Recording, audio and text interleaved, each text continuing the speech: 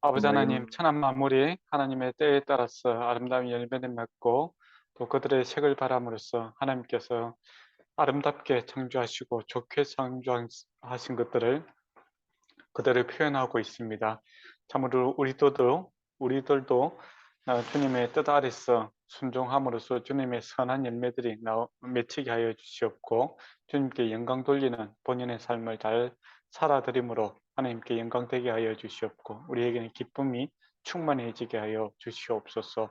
또 하늘과 또 별이 아름다운 그러한 계절을 맞이하고 있습니다. 우리가 머물 곳이 이 땅이 아니라 주님 주시는 영원한 천국임을 기억하게 하여 주시옵고 그 하늘 너머에 있는 그보다 더 위대하신 주님을 우리가 생각하게 하여 주심으로 주님에 대해서 경외함과 사랑함이 넘치는 이 계절 되게 하여 주시옵소서. 예수님 이름으로 기도드리옵나이다. 아멘. 예, 오늘은 이제 민수기 5장에서 시간이 되면 한 10장까지 한번 보고자 합니다. 예, 그러면 공부를 해보도록 하겠습니다. 성경에서 이제 저번에 민니경제가 물어봤는데 거룩한 거, 예, 그리고 거룩하지 않는 거 이렇게 물어봤는데 그 두 가지 종류가 있다고 제가 말씀드렸죠. 첫 번째 이제 거룩한 것과 성결을 이야기할 때 속된 것과 신선한 것이 있죠. 그리고 두 번째가 순수한 것과 불순수한 것 이렇게 나눌 수가 있을 것 같아요. 그래서 두 가지 종류가 있는데 1장에서 4장까지는 이 속된 것과 신선한 것, 예, 하나님께 속한 것과 세상에 속한 것 그렇게 1장에서 4장까지 이야기가 될 수 있을 것 같아요. 보니까 하나님의 진흙 더 구축을 하고 진 밖에 있는 것은 거룩하지 않고 또 성막이 있죠. 성막이 있고 그다음 레위인이 있고 일반 이스라엘 백성이 있는데 그 이제 신선한 거룩한 신전과 성막과 이스라엘과 이렇게 구별되는 그런 구조를 갖고 있죠. 그래서 1장에서 4장까지는 이제 속된 것, 세상에 속한 것과 그 다음에 하나님께 속한 것을 이제 분리하는 그런 모습이라면 5장에서 이제 6장까지는 순수한 것과 이제 불순수한 것 이것을 이렇게 구별하는 것이다 이렇게 보시면 될 것 같아요. 그래서 5장에 보면 부정한 것에 대해서 죄에 대해서 이제 좀 다루고 있고 그 다음에 여인 그 다음에 6장에 보면 나실의 법에 대해서 하나님 앞에 살고자 하는 그런 것과 이제 제사장이 축복하면서 공동체 전체가 이렇게 어떻게 하면 이 하나님의 정결한 공동체를 유지할 것인가 이제 그런 이야기를 하고 있죠. 1장에서 4장은 이제 구조를 이야기하고 있다면 지금 5장에서 6장까지는 소프트웨어 앞에는 하드웨어를 이야기했다면 안에는 지금 5장과 6장은 이제 소프트웨어적인 이 거룩한 공동체를 어떻게 거룩하게 유지할 것인가 그 내용을 다루고 있습니다. 네. 그러면 한번 보도록 하겠습니다. 처음에 이제 5장 1절에서 4절에 보면 심각한 부정한 사람이 생겼을 때 어떻게 할 것인가 그거죠. 유출병 이런 거 생겼을 때 예, 징 밖으로 이렇게 내보내라 이제 그렇게 이야기를 하고 있습니다. 예, 공동체의 이제 거룩함을 갖다가 지키기 위해서죠. 예, 그러니까 전염병이 생겼을 때는 이제 공동체 전체가 더럽혀지면 점령되면 곤란한 상황이 생기니까 그것을 유지해야 된다라는 측면에서 이렇게 다루고 있죠. 근데 이제 동시에 어떤 문제가 이제 발생했을 때 여전히 하나님께서 그 문제를 해결하고 하나님께서 함께 하시겠다라는 또 은혜와 사랑의 표현이기도 합니다. 하나님께서 거룩하신 분인데 흠이 있는 것이 발견됐을 때 다 버리지 아니하고 그것을 제거하고 다시 회복해서 여전히 하나님께서 함께 하시겠다는 사랑의 의지이기도 하다라는 것이죠. 그 자비의 정신이기도 합니다. 그래서 저와 여러분이 만약에 하나님께서 우리를 선택했는데 하셨지 않습니까? 그죠? 그런데 우리가 이제 삶에 있어서 연약함이 있고 부족함이 있고 소위 말하면 죄라는 것이 발생할 수밖에 없지요. 그때 하나님께서 너는 안 되겠다 잘라내는 것이 아니라 다시 약간 격리해서 다시 회복시켰어. 또 하나님께서 함께 하시는 이제 그런 모습을 보게 되지요. 그러면 이것을 이제 신약 시대에서는 우리가 이걸 어떻게 볼 것인가 이렇게 이야기하면 이건 이제 그 당시는 이제 뭐 그 병에 관한 문제지만 지금 우리에게 이제 적용한다면 이거는 윤리 도덕적인 이제 그런 문제로 이렇게 적용을 했으면 좋겠어요. 그래서 우리가 공동체 안에 죄가 이렇게 발생했을 때 어떻게 할 것인가, 윤리적으로 도덕적으로 또 하나님의 말씀에 벗어나는 이런 문제가 생겼을 때 어떻게 할 것인가라고 했을 때 만약에 이제 그 병자를 갖다가 진 밖으로 이렇게 보내는 일은 참 개인적으로 참 가슴 아픈 일이죠. 그렇지 않습니까? 예. 그런데 이 이제 공동체의 건강을 위해서 이제 그러한 결단들이 필요하고 또 그러한 지도자가 이제 그러한 결정을 해야 되는 거죠. 그러니까 그 죄인 그것을 용납함으로써 불결한 그러니까 거룩하지 않은 상태에서 많은 숫자를 추구하는 것이 아니라 숫자가 작더라도 이 공동체 안에 거룩함의 그 순수성을 유지하기 위해서 이런 어려운 결단을 해야 된다라는 겁니다. 그렇게 함으로써 이제 그 제대한 사람들이 회개하고 돌이켜서 이제 거룩한 공동체를 이렇게 형성하는 것이 무엇보다 더 중요하다라는 것이죠. 근데 이게 이제 가만히 생각해 보면 이제 이스라엘 군대가 이렇게 형성이 되어 있지 않습니까? 그리고 궁극적으로 뭐 하기 위해서 가고 있는 겁니까? 이스라엘 가나안 땅으로 전쟁하러 가고 있는 거잖아요. 그러면 전쟁하러 갈 때 제일 일반적으로 생각할 때 군사력이 중요하지요. 군사력의 핵심은 이제 그 당시에 보면 그 사람 숫자 아닙니까? 그죠? 근데 지금 밖으로 이렇게 내어 보내라 뭐 그런 이야기를 지금 하고 있어요. 예. 어떻게 보면 조금 뭐 아프더라도 한 사람이라도 더 창을 들고 칼을 드는 그런 이제 문화를 형성하는 것이 아니라 예. 이 하나님께서 지금 그 인구 조사를 하고 또 이렇게 그 증을 그 하나님의 공동체를 갖다가 이렇게 하는 데 있어서 선결, 거룩 이것을 더 우선시 생각한다라는 겁니다. 그래 보면 이스라엘 군대의 그 힘이라는 것은 어디에서 노는가라고 했을 때 사람의 숫자에 노는 것이 아니라 바로 거룩에서 놉니다. 선결에서 노는 것이죠. 그리고 이 거룩한 공동체가 하나님께서 거룩한 공동체를 들어서 사용할 때 하나님의 그 능력이 나타나는 그런 도구가 될 수 있는 것이죠. 그게 이제 어디에서 잘 나타날 수 있냐면 사사기에 보면은 기드온의 300용사가 있지 않습니까? 그렇죠? 그때도 전쟁을 이렇게 치르게 되잖아요. 근데 하나님께서 숫자를 계속 줄입니다. 줄여요. 그러니까 무수하고 떨고 믿음 없고 뭐 이런 사람 다 집에 다 돌려보내라고 하잖아요. 예.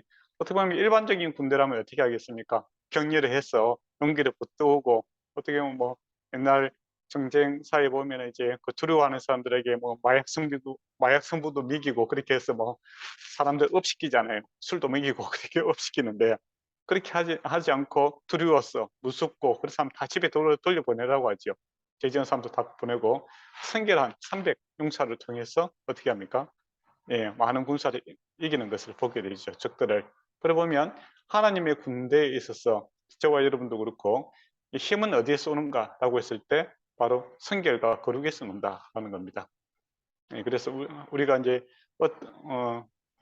우리에게 적용한다면 하나님의 일을 함에 있어서 세상 일이라면 돈과 권력과 인맥과 뭐 이런 것들을 다 조사하고 다 일선 많을수록 좋다 이제 그런 논리를 갖다가 취하지 않습니까? 그렇지만은 교회는 그렇지 않다라는 겁니다. 교회는 많음에 있는 것이 아니라 바로 거룩에 또 성결함에 힘이 있다라는 것이고 거기에 이제 집중을 해야 된다는 겁니다. 그래서 저와 여러분도 그렇고 교회 공동체가 힘을 발휘하기 위해서는 숫자가 많음에 있는 것이 아니라 그거는 숫자가 많은 것은 민주주의 체제죠.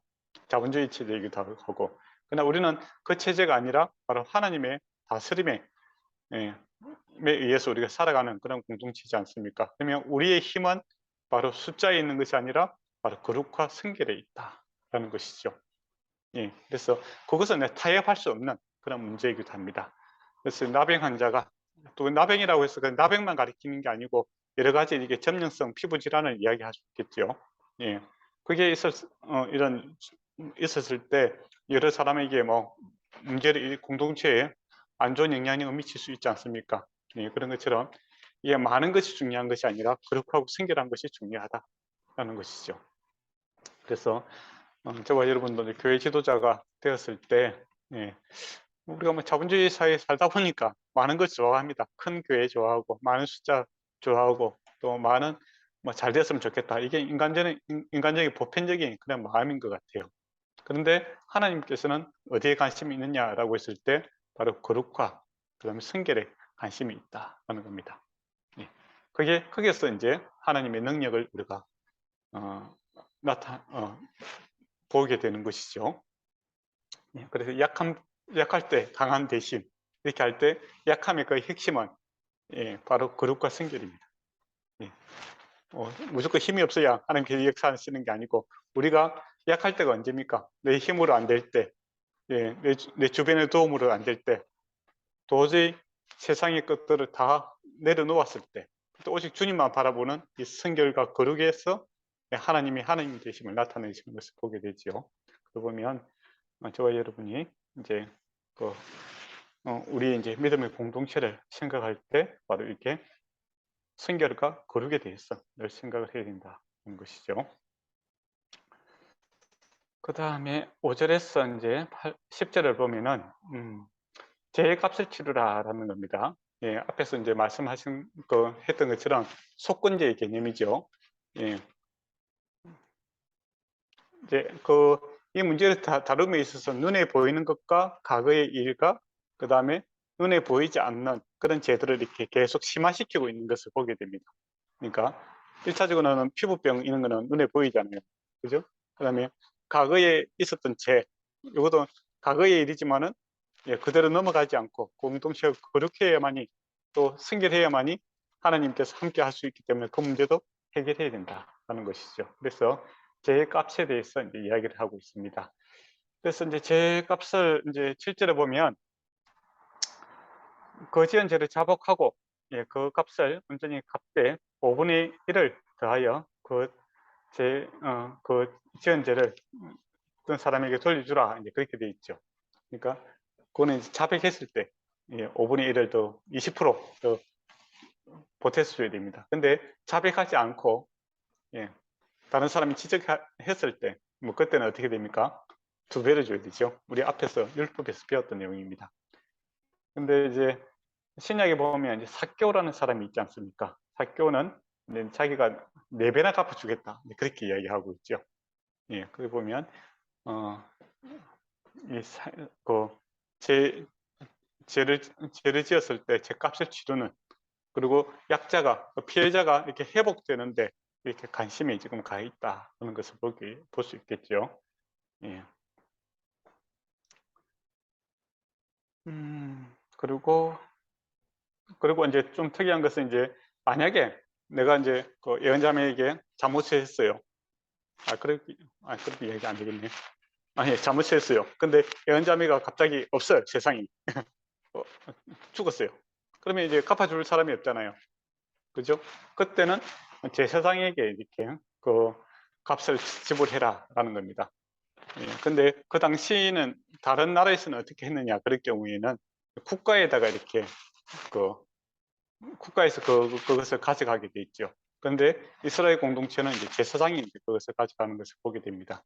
그러면 이제 이스라엘은 왜 제사장이 가져가는가라고 했을 때 바쳐야 되는가라고 했을 때 하나님께서 통치하시는 것이죠. 신정국가이기 때문입니다. 그래서 이제 뭐 사람이 없으니까 나는 모르겠다라는 것이 아니라 사람이 없었을 때, 그러니까 내가 죄를 짓는 것이 사람에게만 죄를 짓는 것이 아니라 더 나아가서는 뭡니까? 하나님께도 죄를 짓는 것이다. 그런 것이죠. 그런 개념이 포함되어 있습니다. 그래서 이제 저와 여러분을 위해서 이제 예수님께 신약으로 우리가 다시 돌아간다면 저와 여러분의 이제 죄값은 누가 지불했습니까? 예수님께서 지불하셨죠. 보면 이게 참 얼마나 큰 은혜입니까? 그죠? 우리가 알고 지었던 모르고 지었던 이 모든 죄값을 주께서 감당해 주셨다 하는 것이고, 또 이제 그게 신학적인 의미고 우리가 또 다른 의미지만은 또 실존적으로 저와 여러분이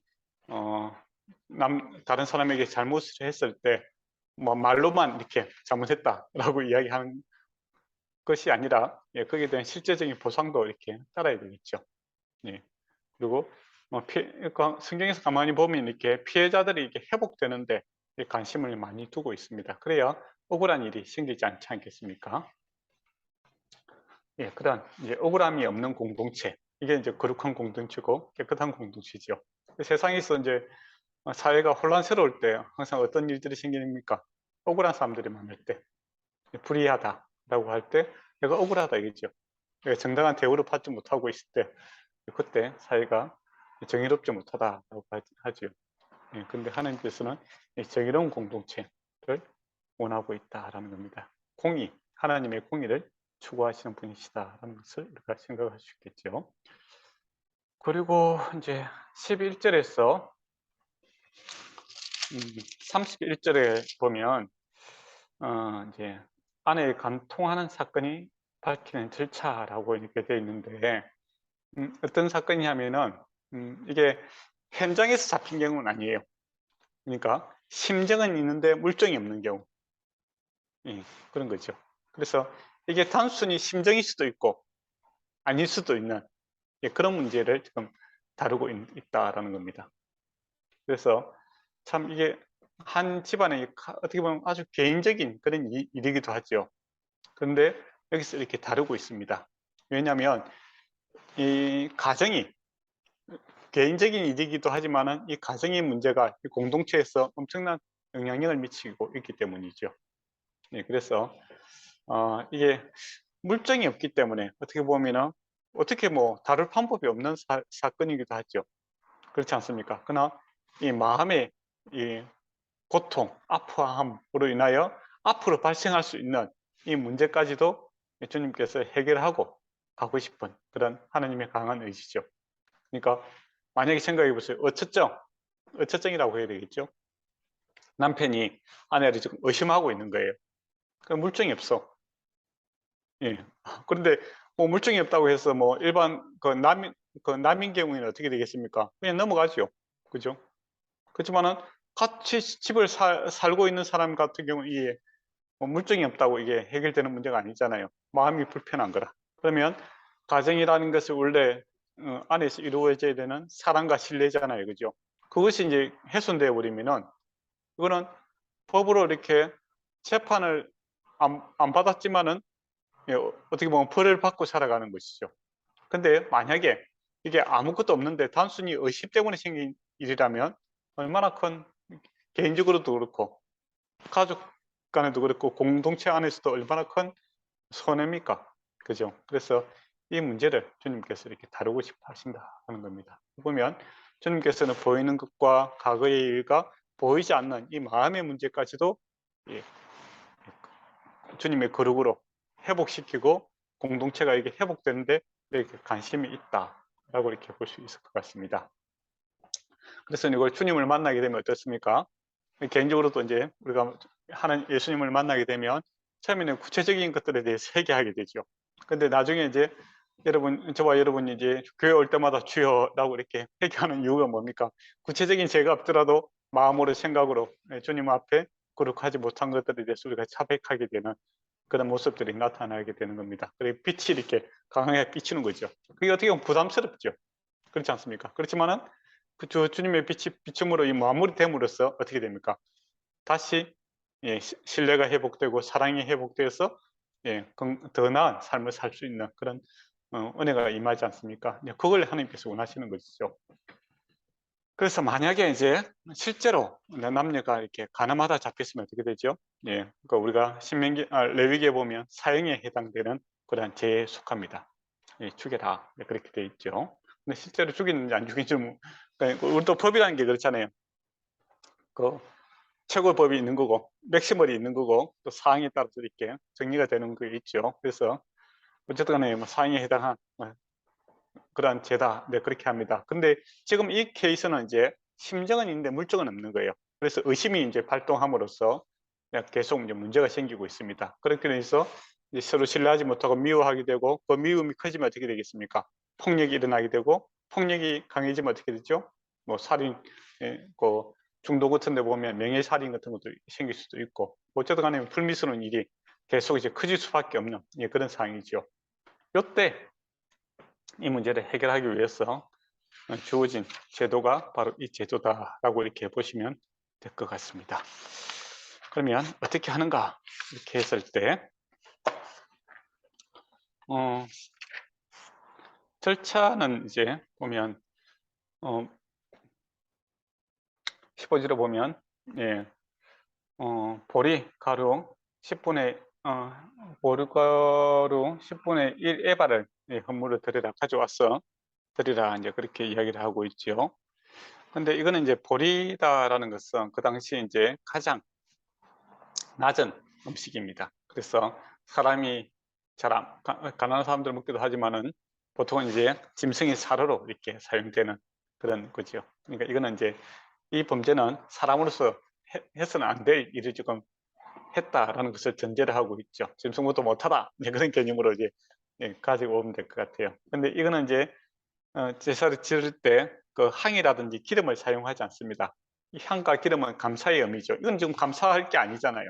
그래서 이 제물을 드릴 때는 향과 기름을 사용하지 못하고 가장 낮은 짐승 사료와 같은 제물을 가지고 와서 지금 드리고 있는 것이죠. 있어서는 안 될 일이다라는 겁니다. 그리고 이거 불태우고 나서 질그릇에 물을 떠다가 흙을 이제 그 성전에 있는 흙을 갖다 좀 긁어다가 같이 이렇게 제하고 이렇게 버무리게 됩니다. 그래서 물은 이제 물두병, 성전 안에 그 선막 안에 있는 그 물두병이 있지 않습니까? 그 물을 가져다가 그 물을 타고 그다음에 그 재와 이제 흙을 갖다가 이렇게 좀 타지요. 그리고 이제 여인은 이제 머리를 풀게 됩니다. 머리를 푼다라는 것은 슬프다라는 게 상징이죠. 이 슬픈 일 아닙니까? 자기가 지금 만약에 그런 일이 발생을 했어도 슬픈 일이고, 또 억울한 일을 당하고 이 오해를 받았어 이렇게 당한 일도 슬픈 일이고, 이 기쁜 일이 아니고 슬픈 일이다라는 것이죠. 그래서 슬픔의 상징으로 그 뭡니까? 머리를 풀게 되지요. 그리고 남편이 가져온 그 재물을 들고 이제 거기 서 있게 됩니다. 그리고 이제 제사장이 이제 저주에 내리는 물을 든 다음에 이제 맹세를 하게 되죠. 어떤 남자와도 동침한 일이 없고 지금 남편과 결혼 아래에서 그를 배반한 지 없다. 뭐 이런 이제 그런 맹세를 하게 되는 거죠. 그렇게 이야기를 합니다. 그리고 그 이제 여인은 제사장이 이렇게 선언할 때마다 아멘 아멘 이야기하죠. 없은 건 없는 거고, 만약에 있다면 어떻게 해야 되겠습니까? 그때 해결해야 되겠죠. 근데 없다고 하죠. 그때 이제 요때 이제 아멘 아멘 할 때 이제 제사장이 이제 어떤 이야기를 하냐면 뭐 술 때문에 또는 경솔했기 때문에 또 어리석은 일에 저지를 수 있다. 이제 그런 이제 여러 가지 케이스들을 이야기하는 겁니다. 그러니까 이게 벌어주기 위해서가 아니라 지금 상황을 갖다가 요 물을 마시기 전에 해결할 수 있는 기회를 주는 거죠. 그래서 사람이 술 취했으면 실수할 수도 있는 거고, 또 경솔해서 또는 뭐 이렇게 업이 돼가고 그럴 수도 있는 거고, 또 어렸었기 때문에 이제 그렇게 판단할 수도 있는 거 아닙니까? 그래서 그런 이야기도 해주고, 그다음 성경에 있는 느느베와 비하 이야기도 하는 겁니다. 그 창세기에 나오는 이야기 있지 않습니까? 그 이야기도 하는 거죠. 그러니까 느느베 조상 중에서 이제 그런 그 비하를 가늠한 사건이 있지 않습니까? 느느베는 이제 아버지 야곱의 그 뭡니까 뭡니까 그 야곱의 그 아내의 종을, 그러니까 아내죠. 그러니까 야곱의 아내가 다 범한 이야기를 하는 거죠. 그러니까 사람이 실수할 수 있다. 잘못할 수 있다. 그런데 인간의 죄보다는 하나님의 사랑이 크고 지금 회개해야 된다. 그런 이야기도 하고, 성경이 유다와 다말 이야기도 하는 겁니다. 유다와 다말이 어떻게 됩니까? 그들의 욕심 때문에 서로 이제 그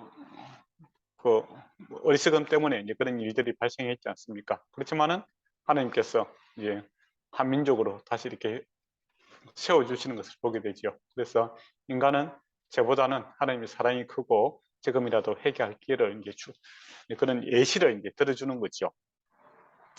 그래도 이제 그런 일이 없다라고 이야기하면 이 썬물, 그러니까 이 물을 갖다 썬물이라고 합니다. 쓰겠죠. 실제로 뭐 흙도 타고 재도 타고 썬물이기도 하지만은, 그렇지만 이게 또 쓰다는 게 또 재의 그 물 아닙니까? 그러니까 그런 또 고난 뭐 이런 의미도 같이 들어 있겠죠. 그것을 마시게 합니다. 예. 그때 이제 그 만약에 그 아무 일이 없었다라고 하면은 이제 그 여인이 임신하게 되고 출산하게 될 것이다. 그렇게 이야기합니다. 그게 이제 만약에 이런 절차를 안 가지고 이제 아이 낳았다고 생각해 보세요. 남자가 계속 이 아이는 나의 아이일까 다른 사람의 아이일까 그렇게 의심하고 이렇게 살아간다면 아이에게도 불행한 일이고 또 아내에게도 불행한 일이고 본인에게도 불행한 일이 아닙니까? 그죠? 요즘처럼 뭐 유전자 검사를 할 수 있는 방법도 없고 그러니까 그죠? 그런 이제 가정이 이 불행이 계속 지속되는 것을 이제 막기 위해서 이러한 제도가 있다 이렇게 보시면 될 것 같아요. 의심이라는 것이 안 생기면 좋은데 내가 잘못해서 그럴 수도 있고 안 그러면 또 상대방이 그 스스로 어처증이 있어가 병적인 게 있어갖고 그럴 수도 있잖아요. 그죠? 어쨌든 간에 이 마음에서 발생하는 이 문제, 서로 신뢰가 깨지는 이 문제를 갖다가 주님께서 내버려 두지 않고 건전한 방향으로 이렇게 회복시키기 위해서 이렇게 애를 쓰시고 있다라는 거 보시면 될 것 같습니다. 그리고 실제로 이제 그런 일이 발생을 했다라고 했을 때는 뭐 이렇게 넓적다리가 마르고 뭐 그런 이야기가 나오죠. 그게 이제 그 성적인 그런 것들이 다 이렇게 저주를 받아서 이렇게 망가지는 이제 그런 것을 보게 되죠. 22절에 보면 넓적다리가 마르고 마르리라라고 하고 또 내 청자에 들어가서 내 배가 불러오고 뭐 그런 이야기를 합니다. 그러니까 건강을 상실하게 되고 다시는 이렇게 임신하지 못하게 될 것이다. 그렇게 이야기를 하는 거죠. 그런 일이 이제 실제로 이제 발생을 했겠죠. 하나님께서 그 거룩한 공동체에 있기 때문에 그것이 가능한 일이기도 합니다. 예, 그렇게 보세요. 그러면 이제 하나님께서 얼마만큼 이 거룩과 성결함을 원하시는가라고 했을 때 보이는 문제, 과거의 문제, 우리의 마음의 문제까지도 주님께서는 간섭하시기를 원한다 하는 겁니다. 그런 의미에서 이제 믿지 않는 사람들 입장에서는 참 너무하네 그렇게 될 수도 있겠죠. 눈에 보이는 뭐 죄나 이렇게 심판하시면 되지 눈에 보이지 않고 과거의 문제, 생각의 문제까지도 하나님께서 간섭하시네 그렇게 할 수도 있겠죠. 그러나 다른 반영해서 보면 하나님께서 이걸 해결하는 관점에서 보면 눈에 보이는 문제도 주님께서 해결해 주시고 과거의 문제, 이건 내가 뭐 돌이킬 수 없는 문제 아닙니까? 과거의 문제도 주님께서 답을 주시고 또 마음의 문제, 이거는 마음이 불편해서 생김으로 앞으로 미래가 이제 더욱더 안 좋아지는 거죠. 그 문제까지도 하나님께서 해결해 주시겠다라는 강한 의지의 표현이죠. 그러고 보면 감사할 일입니다. 그러니까 만약에 세상 법정에서는 이게 부담스러운 이유가 뭡니까? 내 죄가 드러났을 때, 내 잘못이 드러났을 때 그 책임은 누가 져야 되죠? 내가 져야 되죠. 그러니까 이건 안 드러나기를 원하는 거죠. 간섭하는 죄의 항목이 작을수록 좋은 거고. 근데 주님의 입장에서, 하나님 입장에서는 이러한 지적들이 빛이 임함으로 인하여 아주 사소한 문제, 마음의 문제까지도 하나님께서 이렇게 컨트롤 하시기를 원하신다라는 것은 회복의 의미가 목적이 있는 겁니다. 죄의 사슬에 이렇게 뭉쳐있는 마음의 사슬, 과거의 사슬, 또 뭐 보이는 그 현존하는 감당치 못하는 그 피부병이 그렇잖아요. 눈에 보이고 아프지만은 내가 뭐 답이 없잖아요. 그죠? 그런 이제 현실적인 문제까지도 주님께서 간섭하셔서 자유함을 주기 위해서 이렇게 접근하고 있다. 이렇게 보시면 될 것 같아요. 그래서 저와 여러분이 이제 주님 앞에 나아갈 때 우리의 죄됨이 많이 보이게 됩니다. 그래서 어떻게 보면 예수 믿기 전에는 뭐냐 이게 무슨 죄냐라고 이렇게 생각하고 살지요. 더 나아가서는 죄를 갖다 자랑하기도 합니다. 자기의 능력이라고 생각하고 죄를 자랑하고 살아가지요. 술자리 인데서 듣는 이야기 보면 사람들 이야기하는 거 보면 다 죄입니다. 대부분 다. 그렇지만은 예수 믿고 나니까 어떻습니까? 마음에 미워하는 문제도 하나님께서 죄라고 살인이라고 이야기하고 너무 부담스럽다 그렇게 될 수 있지만은 근데 하나님의 은혜를 알면 어떻게 됩니까? 예, 그 미워한 마음에 갇혔어. 예, 앞으로 살인을 할 수 있는 그런 자가 되는 것을 막고 기뻐하고 감사하는 사람으로 거듭나게 하는 그 죄의 사슬에서 결박에서 풀어주는 그런 선한 간섭이다라고 하면 너무 감사할 일이죠. 그렇지 않습니까? 예. 그럼 어쨌든 공동체가 이렇게 외적인 그룹도 유지하기 원하고 하나님께서는 마음의 그룹도 이렇게 성결도 그룹과 성결도 하나님께서 이렇게 추구하고 계신다라는 겁니다. 근데 이게 믿음이 없는 입장에서 보면 간섭이고 하나님께서 답을 주시고 은혜의 관점에서 보면 자유죠. 모든 문제에서 하나님께서 자유를 허락하시게 된다라는 걸 보면 감사가 된다라는 겁니다. 근데 이걸 딱 듣고 보니까 어떻습니까? 그럼 여자한테 너무 억울하지 않느냐? 그죠? 예, 그죠? 아내에게 좀 억울하잖아요. 남자가 잘못한 것도 있고. 그것도 악의적으로 이용할 수도 있잖아요. 그죠? 아내는 문제가 없는데 괜히 아내가 갖다 망신 주고 이제 그렇게 해서 이제 집에 못 있게 하기 위해서 그런 방법을 쓰는 나쁜 사람도 있겠죠. 그죠? 충분히 가능합니다. 예. 또 병이 생겨서 그럴 수도 있겠죠. 어쩌죠? 어부증도 있는데 어쩌증도 있잖아요.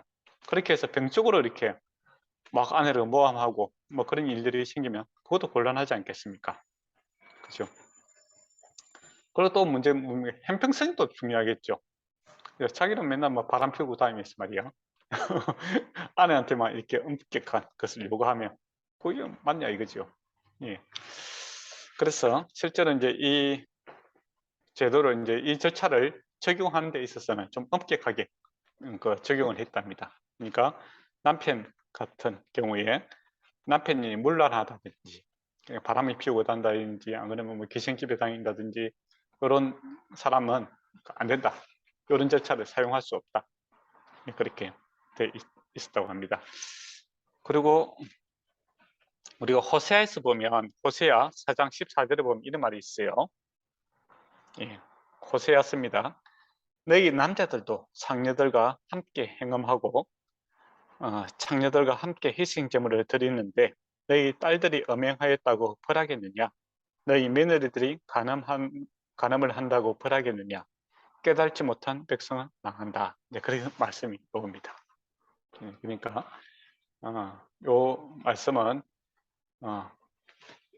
그 남자 같은 경우에 이것을 적용하려고 한다면 너부터 스스로 이 뭡니까 절차를 실행하고자 하는 남편부터 거룩을 유지해야 되지. 자기는 이렇게 뭐 마음대로 살면서 남을 비판할 수 없다. 그렇게 이야기를 하고 있지요. 그리고 실제로 이제 이 제도가 이제 그 제2 성전 시대, 그러니까 바벨론에서 들어왔을 때, 다시 성전을 건축하지 않습니까? 이때 이후로는 이 제도가 사라지기도 합니다. 예. 그러면 왜 사라졌을까? 그렇게 생각해 볼 필요가 있겠죠. 예. 악용되는 사례가 있었겠죠. 예. 뭐, 그 아내를 괴롭히고 해서 이제 이혼하게 하는, 이제 이혼하고 싶어서 이제 그렇게 악용하는 경우도 있었을 것 같고. 근데 두 번째 이유가 더 클 수도 있겠죠. 예, 남편들이 자기는 그런 걸 유지하지 못하면서 예, 남들은 아내한테 예, 그것을 일방적으로 요구하는 예, 그런 경우가 더 많았기 때문일 수도 있다는 겁니다. 그래서 거룩을 주장하고 싶다라고 하면 나로부터 내가 먼저 거룩하고 그래서 우리가 함께 거룩하자라는 쪽으로 생각해야 되지 일방적으로 다른 사람에게 거룩을 요구해서는 안 된다는 겁니다. 그리고 호세아서에 보면 어떻습니까? 마지막 부분이 깨닫지 못한 백성은 망한다 이 이야기를 하죠. 그러니까 그 당시 이제 엄행이 심했는 겁니다. 호세아가 그 대표적인 그 피해자 아닙니까? 그렇죠? 근데 하나님께서 용서하시고 데리고 사는 것을 보게 살아라라는 것을 보게 되죠. 인간의 죄보다는 하나님의 사랑이 크다라는 겁니다. 그래서 율법이라는 거 이게 사람의 죄에 들어갔다가 어떻게 보면 너무 엄격하게 이렇게 지적을 하고 있죠. 눈에 보이는 거 과거에 잊혀질 수 있는 죄도 하나님 꺼내고 또 마음의 죄까지도 이렇게 다 이렇게 끄집어내는데 이 꼬리뼈 상당히 엄격한 거죠. 그렇지만은 그렇게 하는 이유는 회복에 있다라는 것이지, 지금 벌하는 것에 목적이 있는 것이 아니다라는 겁니다. 그러니까 용서하고 또 용서를 받는 것이고, 그로 인하여 예, 주님이 함께 할 수 있는 상태가 되어서 더욱더 나은 삶, 은혜의 삶, 사랑의 삶으로 회복의 목적이 있는 것이지 벌하는 것에 목적이 있는 것이 아니다라는 겁니다. 그래서 우리가 주님 앞에 죄를 고백하게 될 때 우리가 용서함을 받게 되고, 그리고 하나님과 함께 함으로써 더 나은 삶을 살 수 있기 때문에 우리가 회개하는 것, 이것이 참 복이다라고 되는 것이죠. 내 죄를 고백하는 것이 복이 되는 케이스가 됩니다. 그렇죠? 예. 그리고 이제 그 죄의 값도 주님께서 대신 치러해 주시니까 은혜 위에 은혜죠. 예. 그것을 알게 되는 것이고, 예. 그렇게 하기 위해서 주님께서 지금 마음의 문제까지 다루고 있다, 이렇게 보시면 될 것 같습니다. 그리고 이제 6장을 한번 볼까요? 6장에 보면 우리가 잘 아는 나시리 법입니다. 좀 더 적극적인 거죠. 거룩의 앞에는 이제 부정적인 죄에 대해서 다루고 있었다면, 이제는 죄에서 해방이 되었어. 예, 내가 참 좋으신 주님 앞에 이렇게 주님을 위해서 살고 싶습니다. 네, 그런 고백이죠. 예, 그래서 성결과 거룩은 그 부정적인 것을 엄치는 것도 있지만 긍정적으로 하나님 앞에 더 나아가게 하는 것도 그런 요소도 있다라는 겁니다. 그래서 그런 부대 이제 요 단계까지 나가기를 원하죠. 예. 우리가 이제 율법주의자다, 뭐 약간 은둔형이다, 뭐 그런 게 보면 뭐 하지 말자라는 쪽도 있죠. 그래서 세상에서 분리되어서 살아가자, 그런 것도 있는데, 주님께서는 어떻게 보면 나아가라는 겁니다. 제 문제를 해결하고 적극적으로 주님의 나라와 의를 위해서 살아라, 그런 고백들을 받기를 원하시는 거죠. 예. 그게 또 어떻게 보면 용서하신 이유고, 예. 거룩하게 만든 이유도 거기 있는 거죠. 예. 적극적으로 주님의 나라를 위해서 살아가기 위해서 우리를 거룩해 하시고 함께 하신다, 이렇게 보시면 될 것 같습니다. 그래서 은혜 받았는데 나는 가만히 있겠다, 이거는 말이 안 되는 거죠. 은혜 받은 사람, 가슴에 불이 떨어진 사람은 주를 위해서 살고자 하는 헌신의 고백을 할 수밖에 없다, 이런 것이죠. 그래서 사람들이 아멘 아멘 하고 아무것도 안 한다, 그거는 그 가짜 아멘입니다. 맞잖아요. 예, 우리가 내 안에 내 가슴이 뜨거워지고 내 안에 불이 붙었는데 가만히 있을 수 있는 사람이 어디에 있겠습니까? 살아있다면 움직일 수밖에 없는 것이죠. 그래서 주님께 은혜 받았다면 당연히 주님의 나라와 의를 위해서 살 수밖에 없는 나시린의 고백이 있을 수밖에 없다, 이렇게 보실 수 있을 것 같아요. 그러면 하나님께서 보면 얼마나 나시린을 기뻐하시는가 하면, 2절에 보면 남자 여자 다 할 수 있습니다. 구별하지 않는다 하는 겁니다. 남자 여자 특별한 소원으로 나시린을 소원하고 자기 몸을 구별하여 하나님께 드리고자 하면, 이렇게 되어 있죠. 그러니까 남녀 구별하지 않고 하나님께, 하나님을 위해서 살고자 하는 이런 결심, 결단, 하나님께서 너무 기뻐하신다라는 것이죠. 그러면 한평생을 이렇게 나시린을 살았던 사람들이 있죠. 누굽니까? 사무엘도 있고, 그 다음에 세례 요한도 있고, 그리고 여기서는 일반적으로는 이제 특별한 경우를 이제 이야기를 할 수 있겠죠. 특별한 일정한 기간들을 주를 위해서 살고자 이제 결심한 경우입니다.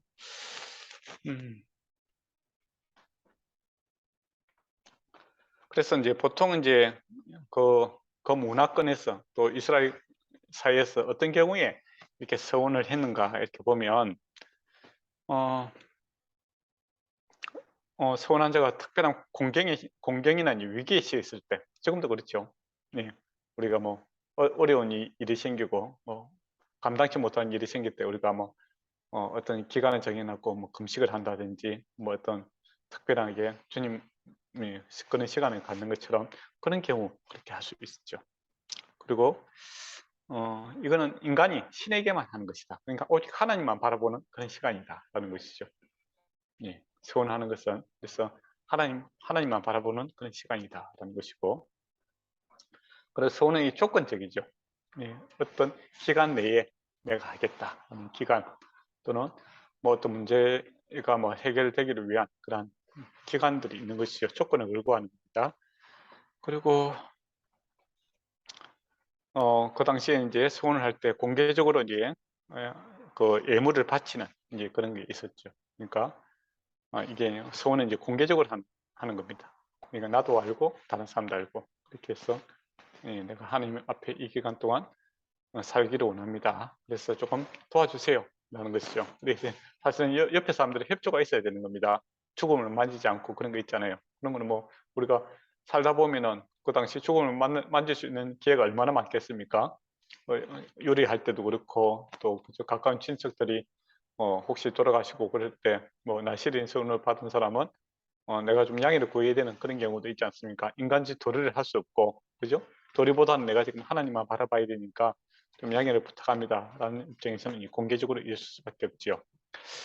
근데 이제 좀 특이한 게 있는데, 그 특이한 게 뭐냐면 이스라엘 공동체 안에서 이제 이스라엘 공동체 안에만 있는 특징이 뭐냐면은 아무 조건 없이 단순히 그냥 하나님에 대한 사랑과 열정이 있어서 내가 소원하겠다 그런 경우도 있었다는 겁니다. 그리고 하나님에 대한 감사의 표현으로 특별한 거 없이 내가 하나님께 받은 은혜가 너무 감사해서 내가 소원의 삶을 살겠다. 그런 경우는 이제 이방 종교에는 없는데 이제 뭐 성경에만 있는 특별한 경우다라는 겁니다. 근데 우리도 그렇지 않습니까? 내가 뭐 특별한 게 있어서가 아니라 내가 구원받고 내가 주님 안에 살아가는 것이 너무나 감사해서 내가 주님 나를 위해서 헌신하겠다. 그런 경우가 더 많지 어떻게 보면. 우리의 필요와 조건에 의해서 조건부의 소원이 아니라 그냥 주님 안에 있는 이 존재 자체가 함께 살아가는 그 자체가 나한테 너무 좋아서 내가 주님의 일을 하겠다. 그런 경우가 더 많지 않습니까? 그거는 하나님이 살아계시기 때문에 가능한 일이고 또 하나님이 좋으신 분이기 때문에 가능한 일이고 또 어떤 믿음이 있냐면 내 뜻대로 되는 것보다는 하나님의 뜻대로 되는 것이 더 좋다라는 신앙의 고백 안에서 이루어지는 거기도 합니다. 그렇잖아요. 보통 생각하면 그렇잖아요. 그죠? 예.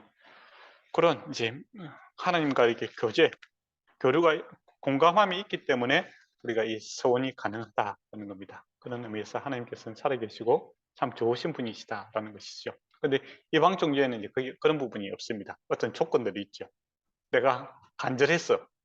예, 그러니까 내 목적을 이루기 위해서 소원하는 것인데 우리 기독교인들의 입장에서는 이 소원함이 어떻게 보면 주님이 이미 주신 은혜들에 대해서 감사의 표현으로서 또 나는 잘 모르지만은 주님의 뜻대로 되는 것이 더 좋겠다. 내 삶을 맡긴다. 그런 측면에서도 우리가 또 소원하지 않습니까? 우리 사실 잘 모르잖아요. 그렇지만은 주님 뜻대로 되기를 원합니다. 이런 믿음의 고백이 소원으로서 나타난다라는 겁니다. 그게 또 은혜 받은 자의 또 삶의 자세이기도 하죠. 그런 경우에 이제 소원을 하게 되죠. 또 이거 갖다 우리에게 적용한다면 어떤 이제 뭐 특별한 기간이 있지 않습니까? 그런 것을 위해서 또 이렇게 설교할 것 같아요. 그래서 저는 옛날에 뭐 어떤 학생이 유학을 가게 되었어요. 외국으로. 예, 그때 예배를 좀 드려달라고 해서 가서 요 본문을 갖다가 가지고 설교를 했던 기억이 있습니다.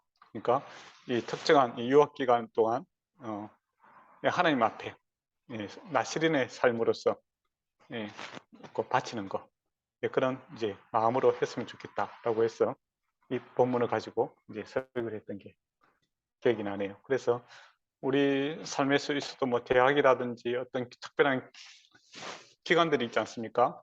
그때 내가 다른 거 바라보지 않고 오직 하나님 은혜와 하나님의 영광을 위해서 내가 살아가겠다. 이런 마음의 다짐들을 자주 하는 것도 좋을 것 같아요. 그리고 이제 3절에 보면 포도주와 독주를 멀리해라. 그렇게 되어 있습니다.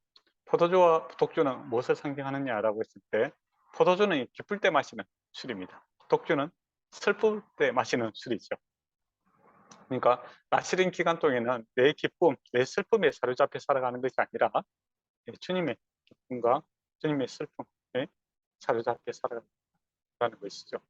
그러니까 내 감정, 내 생각, 내 의지, 내 위주로 살아가는 것이 아니라 주님의 뜻대로 살고자 하는 그런 마음을 가져야 된다. 그래서 포도주의 껍질도 뭡니까? 포도나무에 나는 씨나 껍질도 먹지 마라. 그런 이야기를 한 것처럼 나는 없고 그저 나의 기쁨을 추구하기 위해서 나시린 시간을 보내는 것이 아니라 오직 주님만 바라보겠다라는 마음으로 이렇게 해야 되겠죠. 그리고 이제 5절 보면 서운할 때 구별하는 자는 삭도를 머리에 절대 대지 마라. 그렇게 이야기합니다. 요거는 이제 이방 문화하고 반대예요. 이방 문화에서는 무슨 결단하고 다짐을 할 때 머리를 이렇게 밀고 시작합니다. 우리도 이제 공부할 때 보면 학생들 중에 이때부터 이제 놀지 않고 열심히 공부하겠다라고 해서 머리를 밀고 오는 학생들이 있잖아요. 그런데 공부가 다 안 되죠. 지나가는 사람마다 한 번씩 만져주고 그렇게 하기 때문에 더 집중이 안 되는 그런 경우가 생기게 됩니다. 아니, 저희 학교 다닐 때 그런 애들 많았어요. 대학교 들어가기 위해서 공부 열심히 하겠다고 머리를 밀고 오면 지나가는 아이들마다 다 한 번씩 때리고 가시고 또 선생님이 들어오셔서 또 만지고 그렇게 해서 집중이 더 안 되는 그런 경우가 발생하죠. 근데 이제 다른 그 이방 민족들은 어떤 서원을 할 때 머리를 밀고 시작했는데 이스라엘은 머리를 밀지 않고 손을 대지 않고 이렇게 합니다. 그러면 이게 어떤 의미가 있는가라고 했을 때 삼손의 이제 이야기에서 보시면 아실 것 같아요. 삼손이 이렇게 머리 자르지 않잖아요, 그죠? 근데 머리를 밀었더니 어떻게 됩니까? 힘을 상실하게 되죠. 그래서 머리가 이렇게 길면은 묶을 수 있잖아요. 그 압살롬입니까? 그 머리가 풍성한 게 자랑이었는데 나무에 이렇게 걸려서 그죠? 매달려 있었잖아요. 예, 그것처럼 이렇게 머리는 이렇게 털이 있으므로 묶을 수 있는 겁니다. 잡을 수 있는 거죠. 그죠? 물에 빠졌을 때 머리가 있으면 어떻게 됩니까? 머리 잡고 끄집어낼 수 있죠. 근데 머리가 없으면 어떻게 됩니까? 다 밀어버리면 잡을 수 없잖아요. 그래서 이 머리 털을 이제 기르는 것은 하나님의 능력에 이렇게 붙들림을 받는 것이에요. 이렇게. 그죠? 그런 의미를 가지고 있습니다. 그러니까 하나님께 묶어두는 거죠. 그래서 나시린으로 사는 것은 내 힘으로 사는 것이 아니라 하나님께 붙들림 받았어. 머리채를 이렇게 하나님 앞에 붙들림 받았어. 내 힘으로 사는 것이 아니라 주님의 능력으로 산다라는 것을 표현하는 것이죠. 그래서 이 기간 동안은 내 힘을 의지하는 것이 아니라 주님의 힘 의지하며 내가 살겠습니다. 그런 것이죠. 이게 뭐 평소에도 늘 그렇게 해야 되지만은 이 기간에는 특별히 더 이제 오로지 주님의 힘 의지해서 내가 살겠다는 마음의 다짐이 필요합니다. 그리고 6절에 보면 시체를 가까이 하지 마라라는 것이죠. 시체를 가까이 하지 마라는 것은 생명을 살리는 일에 힘써야 된다는 겁니다. 마음은 생각, 바라보고 있는 추구하고 있는 것들이 뭡니까? 죽음의 일에 관여하는 것이 아니라 생명을 살리고 생명을 생명답게 하는 일에 힘쓰겠다라는 겁니다. 그런 마음을 가지. 하나님 생명이 있으니까, 그죠? 그러니까 그런 마음으로 우리가 해야 돼요. 만약에 내가 뭐 나시른 수원을 하는데 원수를 갚기 위해서 내가 하겠습니다. 그렇게 하면 안 되는 거죠. 이거는 뭐 사람 죽이는 일이잖아요. 부모를 원수로 갚기 위해서 내가 나시른 수원을 하겠다. 그거는 이제 뭐 영화 같은 데서 나타나잖아요. 그런 건 안 됩니다. 그 목적이 죽이는 것이 아니라 생명을 살리는 것. 그래서 죽음을 가까이 하서는 안 된다는 겁니다. 그래서 뭐 우리 같으면 영생에 관련된 일이죠. 그러니까 복음 증거하고 천국을 증거하고 또 사람을 가난한 자를 돕고 회복하는 일을 위해서 내가 생명을 생명답게 하기 위해서 내가 이 기간 동안 헌신하겠습니다. 그런 것은 받아들일 수 있는데 어떤 사람을 저주하고 어떤 사람이 안 되기를 우리 바라는 마음으로 내가 이 어떤 기간 동안 먹지도 않고 씻지도 않고 그렇게 하겠다. 그건 안 된다 이거죠. 그런 의미를 가지고 있다. 이렇게 보시면 될 것 같습니다. 그리고 8절에 보면 자기 몸을 구별하는 날 동안 여호와께 거룩하니라 라고 되어 있고 7절에 보면 이제 부모의 형제 자매가 죽을 때에도 그런 말미암아 몸을 더럽히심 할지니라고 되어 있습니다. 그러면 이게 뭐 나시는 수원을 하는 데 있어서 이제 공동체가 도와줘야 되죠. 이해를 해주고 협력을 해줘야 되는 것이지 뭐 혼자 할 수 있는 일은 아니다라는 것이죠. 그러니까 우선순위죠. 어떻게 보면 인간에게 있어서 가장 중요한 일들은 이제 부모, 형제, 그런 가족 안에서 일어나는 문제 아닙니까? 근데 요 의미가 말하는 것은 뭐냐면은 우선순위를 하나님의 일에 가장 내가 먼저 두겠다라는 의미로서 이 일을 한다라는 겁니다. 그래서 만약에 이런 일이 발생해서 이제 장례식에 참석하게 되면 어떻게 됩니까? 다시 하라는 거죠. 처음부터 다시. 예, 뭐 이제 넌 안 되겠다, 포기하라, 이게 아니라 다시 하라라고 이렇게 이야기를 합니다. 근데 이 정신은 뭐냐면은 어쨌든 모든 일보다는 하나님의 일을 우선시하겠다라는 것이죠. 그 마음으로 나시린 서원을 해야 된다는 겁니다. 그러고 보면 우리가 목회를 한다든지 어떤 장로가 된다든지 집사가 된다든지 어떤 기간 동안 내가 헌신하겠다라고 했을 때는 하나님의 일, 교회 일이 우선이 되어야 됩니다. 그렇죠? 그런 마음으로 나시린 서원을 받고 직분을 받아야 되죠. 그런데 보통 그렇지 못할 때 참 안타까운 일이 생기게 되죠. 근데 이제 하다 보면 어떻게 됩니까? 사람이니까 잘 안 되는 경우가 있죠. 마음이 약해서 안 되는 경우도 있고 또 뭐 갑자기 그 옆에 뭐 시체를 만들 수도 있는 거고 길 가다가 사람 쓰러졌는데 안 도와줄 수는 없잖아요. 도와줘야 되는 경우도 있고 여러 가지 일들이 이제 발생할 수 있습니다. 그래서 뭐 한 번 안 됐으니까 끝이다라는 것이 아니라 주님께서 어떻게 합니까? 다시 하라라는 것이죠. 12절에 보면 그 몸을 더럽히신 즉 지나간 것은 무효이니라 무효로 하고 다시 하라라고 합니다. 그게 얼마나 감사합니까? 한 번 기회를 주고 땡이 아니라 안 될 경우에 다시 할 수 있는 기회를 주시고 또 하나님께서 다시 붙들어 주시겠다 그렇게 하는 거 좋죠. 그래서 어떻게 보면 다짐은 실패한 다음에 바로 하면 됩니다. 그죠? 어떤 다짐. 내가 몇 번 실패했느냐가 중요한 것이 아니라 사실은 내가 몇 번 일어나느냐가 중요한 거죠. 저와 여러분이 죄 짓는 것도 그렇잖아요. 내가 몇 번 죄를 짓고 내가 쓰러지는 것이 중요한 것이 아니라 하나님께서 몇 번 더 일으키시느냐가 중요하지 않습니까? 그래서 하나님이 사랑이 나의 연약함과 나의 죄보다 더 크다는 것을 우리가 더욱더 확인하고 살아가는 것이 은혜 위에 은혜를 더하는 그런 삶이죠. 그게 어떻게 보면 신앙생활의 모습입니다. 우리가 나시린 되고 또 우리가 어떤 직분자가 되고 그렇게 했을 때 온전하게 이렇게 다 잘하면 얼마나 좋겠어요. 그렇지만 그런 사람 없어요. 다 이렇게 기복이 있습니다. 그렇지만은 우리가 좌절하고 낙심할 때도 뭡니까? 주의 손바닥이 우리 발밑에 있음으로 다시 일으키시는 것을 경험하게 되죠. 그때 우리가 겸손을 배우게 됩니다. 그 겸손한 마음으로 우리 다른 사람을 도울 수가 있는 것이죠. 나도 안 되고 쓰러지고 몇 번 뭐 실패하고 했는데 그때마다 주께서 나를 일으켰던 그 주님을 알게 될 때 우리 주변에 있는 형제자매들이 연약함이 비방거리가 아니고 책망거리가 아니고 같이 일으킬 수 있는 은혜의 시간이 될 수 있다라는 것이죠. 그래서 나시든으로 살고자 했던 사람, 하나님 앞에 다짐했던 사람이 만약에 교만해진다면 이건 잘못된 겁니다. 자기 연약함을 못 본 사람이죠. 그래서 뭐 어떤 사람들이 뭐 40일 기도하고 또 뭐 금식 기도하고 성경을 몇 번 읽었는데 이렇게 막 자랑하는 사람들이 있죠. 그런 사람들은 그 기간을 잘못 보내는 거예요. 자기의 약함과 자기의 연약함보다 크신 하나님의 은혜를 경험하는 것이 아니라 자기의 의지가 얼마나 강한지를 확인한 시간이었죠. 그 시간을 잘못 보낸 시간이다 이렇게 보시면 될 것 같아요. 하나님께서는 잘 견디는 것을 원하는 것이 아니라 하나님을 붙들고 다시 일어나는 것을 원하십니다. 그리고 너희 도울 준비가 되어 있다는 것이죠. 그래서 쓰러지는 것이 아니라 주께서 다시 일으킴을 우리가 기억했으면 좋겠네요.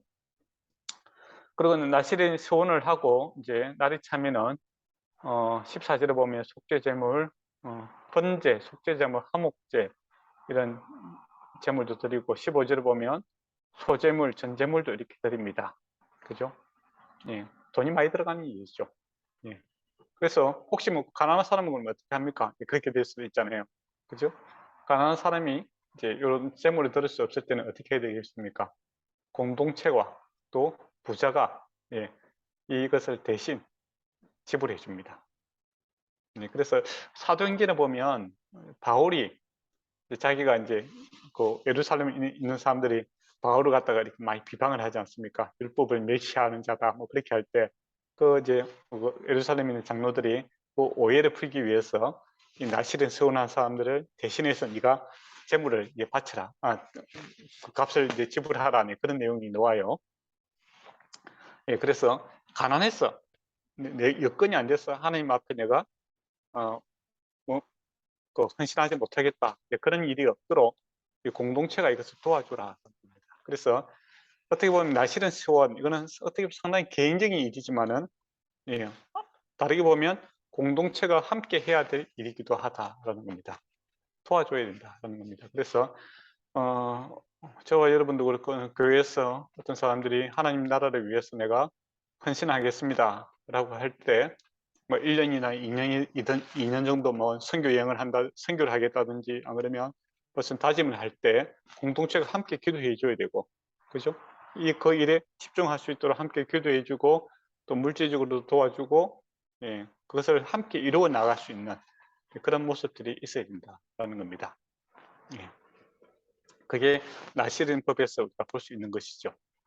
그런 의미에서 하나님, 내가 받은 은혜를 하나님 앞에 또 우리 공동체 안에 함께 나누고 그러한 다짐들을 지키기 위해서는 옆에 사람들이 도와줘야 되는 거고, 또 그 사람이 잘 못하더라도 다시 할 수 있도록 격려를 해야 되는 거고, 그죠?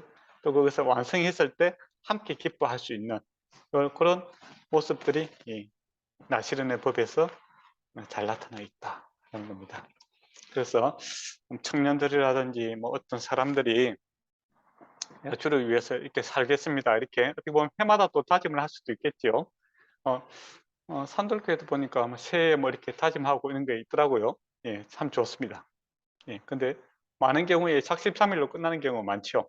예, 그래서 이제 그 자기가 이야기한 것들을 공동체에 이야기하라는 겁니다. 그래서 나는 이자 먹을 수 있는데 옆에 있는 사람이 기억해서 다시 그 일로 갈 수 있도록, 또 우리가 뭐 작심삼일로 끝나는 일이 태반이 많습니다. 나도 그렇고 여러분도 그렇잖아요. 내가 뭐 연초에 무엇을 약속했는지도 모르고 살 때가 있죠. 여러분 기억하고 있습니까? 기억하시는 분은 대단한 사람입니다. 예. 그러나 대부분은 연초에 뭘 기억했는지도 몰라요. 예, 예. 그렇지만은 예. 그렇게 했다고 해서 아이고 나는 안 되겠다 포기하라는 것이 아니라 다시 시작하라는 겁니다. 다시 시작하면 된다는 거죠. 예. 그래서 하나님께서 항상 우리에게 새 날을 주시지 않습니까? 예. 새 마음을 품고 다시 시작하는 것이 하나님께서 원하시는 일이지, 가만히 내 삶을 보니 나를 신뢰할 수가 없다. 예, 그렇게 나이가 들면서 이제 그런 생각을 많이 하죠.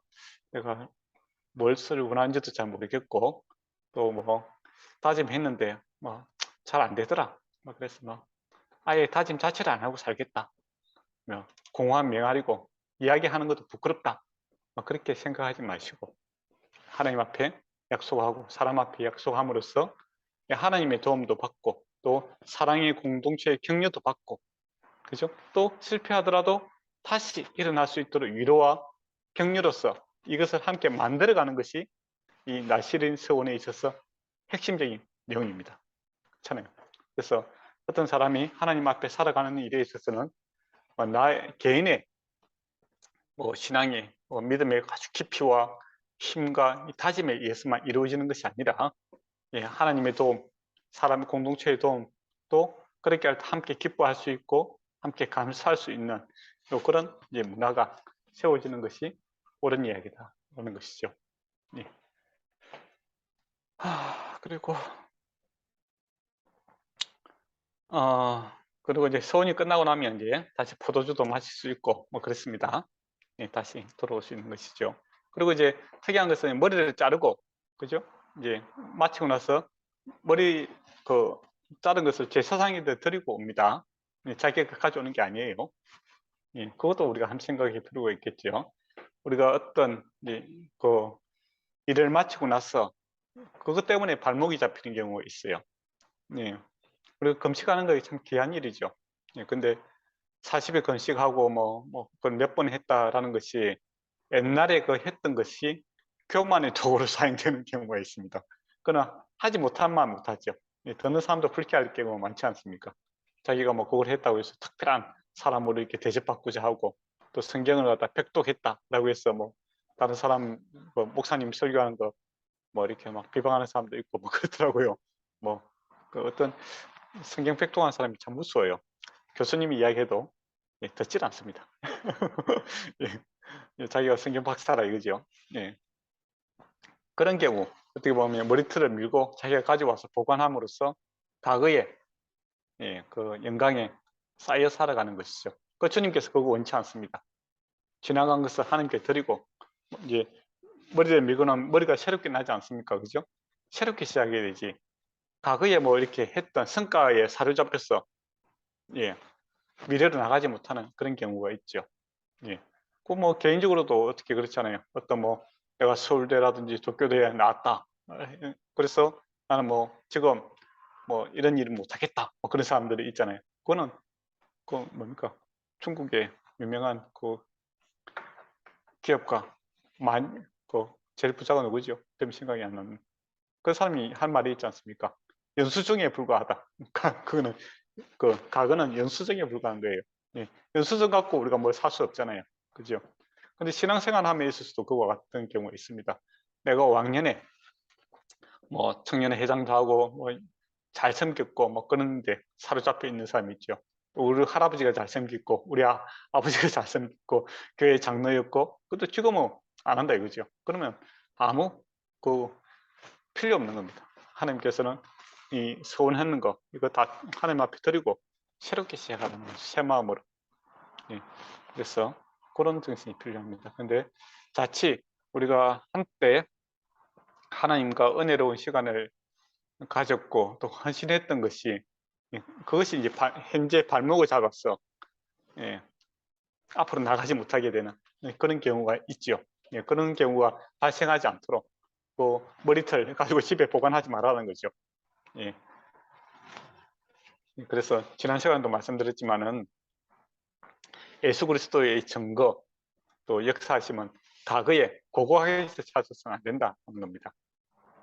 현재 내 안에서 주님의 숨소리를 들어야 되고 주님의 심장에 같이 맞춰야 되고 주님의 눈빛을 바라보는 곳에 나도 함께 바라보는 그 열정이 있어야 되지 내가 왕년에 그랬다 이런 이야기는 필요가 없는 겁니다. 그리고 현재 주님께 맞춰 있는 사람들은 과거에 집착하지 않습니다. 과거에 잘한 거 못한 건 다 덮어두고 지나갔고 오늘 현재 나의 하나님과 발맞춰 살아가는 거기에 집중하게 되는 것이죠. 그게 이제 나시린이 가져야 될 그거죠. 그래서 내가 왕년에 사역 많이 했다 이게 중요한 거지만 지금 무엇을 하고 있느냐 이게 중요하죠. 이게 나시린이 가져야 될 마음입니다. 그리고 22절에서 이제 27절에 드디어 이제 축복이 나옵니다. 제 앞에 5장의 재해 문제가 해결되고 그 다음에 6장의 헌신이 있죠. 그러니까 더 앞에 가면 1장에서 4장에서는 속된 것과 거룩한 것이 구별이 되었고 또 5장과 6장에서 소프트웨어 안에 있는 이런 문제들 거룩과 성결이 회복되었으니까 하나님께서 축복해 주시는 것을 보게 되죠. 그리고 어떤 사람은 복을 받고 싶다라고 이야기하는 사람들이 있죠. 먼저 회개하셔야 됩니다. 회개하고 거룩해지고 성결해지면 축복이 당연히 오게 되는 것이죠. 하나님께서 들어온 그릇에 귀한 것을 담지는 않습니다. 그래서 진주를 돼지에게 주지 마라 그런 말이 있잖아요. 값지는 것은 깨끗한 곳에 담을 수밖에 없지 않습니까? 목사님도 설교 많이 하시잖아요. 금그릇이 중요하나 질그릇이 중요한 것이 아니라 하나님 보시기에는 깨끗한 그릇이 중요하다. 그렇게 이야기하시는 거죠. 그래서 제가 많은 곳에 은혜가 넘친다. 이 말이 참 의미가 있습니다. 예, 많이 회개한 곳에 하나님의 축복과 은혜가 임하는 것이죠. 예, 그래서 하나님의 복을 받고 싶다라고 한다면 내 자신을 살펴서 예, 주님의 거룩과 순결을 이렇게 추구하고 살아가시면 자연스럽게 복을 받게 됩니다. 그런데 이제 이방 종교는 그런 걸 요구하지 않죠. 거룩과 순결이 중요한 것이 아니라 얼마만큼 돈을 내느냐, 이게 이제 복비죠. 복비. 하나님과 거래를 트는 겁니다. 내가 이만큼 줄 테니까 이만큼 해라. 예. 그리고 알라딘 이 영화도 보면 뭡니까? 거룩하고 뭐 이런 거 관계없어요. 내가 거룩한 사람이 만지든지 거룩하지 않는 사람이 만지든지 세 번만 만지면 이렇게 뭐 알라딘이 나오지 않습니까? 그렇죠? 그래서 복을 세 개만 들어준다, 그런 개념이죠. 근데 하나님은 그렇지 않습니다. 하나님은 이 거룩한 성결함의 곳에 역사하신다. 왜냐하면 그분이 거룩하신 분이기 때문이죠. 네, 살아계신 분이기 때문에. 그래서 우리가 하나님의 복을 받고 싶다라고 한다면, 또 성도들이 또 우리가 복을 받고 싶다 한다면 주의 거룩과 성결함을 추구하는 삶을 살아야 된다는 겁니다. 예. 십자가와 부활, 이것도 똑같은 거죠. 그 원리는 똑같습니다. 십자가 죽음 아닙니까? 회개가 있는 곳이고, 그죠? 용서가 있는 곳에 그다음 부활의 영광이 나타나는 것이죠. 그래서 십자가 없는 영광은 없다. 회개 없는 성결 없는 축복은 없다, 이겁니다. 그래서 하나님께 축복하기 위해서는 반드시 성결한 작업을 거치죠. 예. 그러면 하나님께서 얼마나 복 주시기를 기뻐하시는 분인가 하면, 여호와 24절을 보면 여호와는 내게 복을 주시고, 또 25절을 보면 여호와는 그 얼굴에 내게 비추사, 또 26절에 보면 여호와는 그 얼굴을 내게 향하여, 그렇게 되어 있습니다. 그러니까 히브리어는 이렇게 주어를 갖다가 문장마다 이렇게 쓸 필요가 없어요. 그런데 이불로 그렇게 세 번이나 이야기하고 있습니다. 그건 뭡니까? 강조를 하고 있다는 것이죠. 세 번 또 강조하는 건 뭡니까? 영어 표현하면 최상급을 이야기하고 있습니다. 하나님께서 정말 복 주시기를 원하신다, 이거죠. 그리고 27절 보면 내 이름으로 이스라엘 자손에게 축복하나니 내가 그에게 복을 주리라. 또 이 내가라는 것이 강조가 되어 있습니다. 하나님께서는 정말 이 복 주시기를 정말 기뻐하시는 그런 분이시다라는 것을 보게 될 수 있죠. 그래서 이방 종교에는 이제 그 신들이 복을 주기를 싫어하죠. 그래서 어떤 헌신을 요구하고 희생을 요구하고 뭔가를 가져오기를 원하고, 그래서 내 마음을 감동시켜라, 그런 것들을 이야기들이 많지 않습니까? 근데 하나님은 복 주시기를 기뻐하시는 분입니다. 예, 복 주시기를 원하시고 있어요. 그런데 복 받을 준비가 안 돼 있다라는 겁니다. 그릇이 더러우니까 복을 주고 싶어도 못 주는 거예요. 예. 예, 그래서 하나님께서 먼저 제 문제, 이 마음의 문제, 또 그 외형의 문제를 거룩하게 하면 하나님께서, 성결하게 하면 하나님께서 복을 이렇게 뭐 여호와 이름으로 세 번이나 이야기하죠. 우리가 지금 같으면 성부와 성자와 성령의 이름으로 축복해주고 뭐 그런 게 있지 않습니까? 그것도 내가 주겠다. 하나님께서 반드시 주겠다는 겁니다. 그러면 하나님 복이 뭔지 한번 봅시다. 24절에 보면 내게 복을 주시고 너를 지키시기를 원하며, 복 주시고 지키시기를 원한다는 겁니다. 그리고 25절에 보면 그 얼굴에 내게 비추사 은혜 베푸시기를 원하며, 또 26절에 보면 그 얼굴에 내게를 향하여 들사 평강 주시기를 원하노라 라고 되어 있습니다. 예. 복을 주시고 지키시기를 원하고, 얼굴을 비추기 원하고, 얼굴을 향하게 하고 평강을 주시겠다. 두 자로 딱 하면 뭡니까? 은혜와 평강이 내게 넘칠지어다, 그렇게 되죠. 그죠? 근데 그 복이라는 것을 가만히 보니까 하나님과의 관계성이 많은 거예요. 얼굴을 비추고, 그죠? 내기를 향하고 얼굴에서도 마주 보는 거 아닙니까? 그러니까 사실은 하나님이 복입니다, 우리에게. 네. 복의 선물들을 이렇게 쭉 나열하는 것이 아니라, 주님께서 물론 이제 나열한 것도 지키고 복 주시고 뭐 이런 거 있죠. 그러나 그 핵심은 뭡니까? 복의 근원이 하나님이 너와 함께 하겠다라는 것이죠. 그만큼 이제 복을 다 주겠다 이겁니다. 그러니까 뭐 알라딘에서 요술램프에서 세 가지만 주죠. 그죠? 근데 하나님께서 뭐라면 내 자신은 내게 줘버리겠다 이거죠. 나와 관계 속에서 살아가는 것이 복이다 하는 겁니다.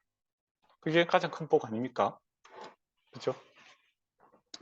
예, 그런 어쨌든 지키시고 보호하시고 또 하나님과 관계, 하나님께서 우리 얼굴을 비춰주시고 우리가 또 하나님의 얼굴과 함께 마주보고 살아가는, 하나님과 함께 살아가는 것이 우리가 복 중의 복이다라는 것을 우리가 알게 되지요.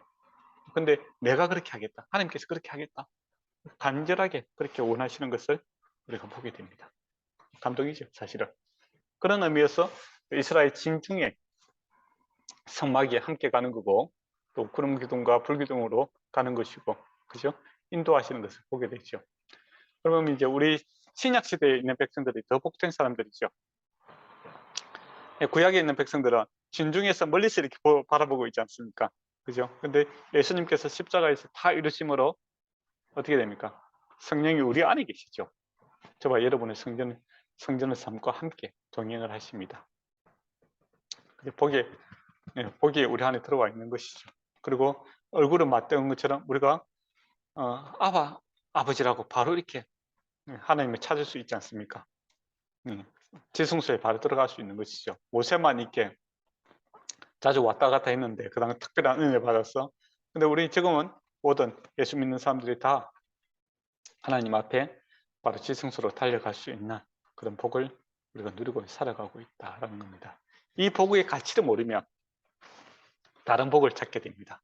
다른 예수를 찾게 되고, 다른 건 뭐 없나 그렇게 되고, 사소한 것에 이렇게 목을 매죠. 무엇을 먹을까, 무엇을 마실까, 무엇을 입을까에 사로잡혀 살아가게 됩니다. 그런데 이 예수 아는 복, 또 하나님 아는 복을 제대로 알게 되면 하나님 나라와 의를 추구하게 되죠. 그 안에 모든 것이 다 있다는 것을 알게 됩니다. 그래서 요한계시록에도 예수 그리스도 복 안에 모든 것이 다 들어가 있습니다. 사실은 복의 근원이신, 복의 주관자이신 하나님이 우리와 함께 하시는 만큼 큰 복이 없고, 또 하나님은 그것을 그렇게 주기를 원합니다. 애타게 주기를 원하시는 것이죠. 근데 그 전에 앞에 뭐가 필요하다겠습니까? 하드웨어적인, 어떻게 보면 지금 같으면 진을 치는 그런 구조라면 지금 같으면 뭡니까? 하드웨어가 뭡니까? 그 안에 들어와야 되겠죠. 그죠? 그 안에 들어와야 되는 거고, 또 소프트웨어적인 뭡니까? 그러면 내 안에서 죄를 회개하고, 죄의 문제가 있으니까 과거에 이제 감당치 못한 것을 예수 그리스도께서 다 감당해 주셨으니까 얼마나 감사합니까? 그리고 내 마음으로 생각으로 있는 이것 또한 고백하고, 그죠? 그리고 더 나아가서 이 은혜의 기쁨이 벅차오름으로써 내가 주를 위해서 헌신하겠다 라고 한다면 주님께서 복 안 줄 수가 없는 거죠. 그렇지 않습니까? 그렇게 복을 받는 방법은 그렇습니다. 근데 보통 사람들이 이제 문제가 뭐냐면 자기 거는 그대로 갖고 있고, 죄도 그대로 누리고 싶고, 제약된 생활도 하고 싶고, 또 하나님의 복도 받고 싶고, 내 마음대로 하고 싶고, 구원도 받고 싶고, 이런 이제 이해 충돌이 생기는 거죠. 그런 이제 고집을 부리면서 하나님의 복을 구하면 이제 하나님께서 복을 안 주십니다. 그러다 보면 이제 사람들이 뭡니까?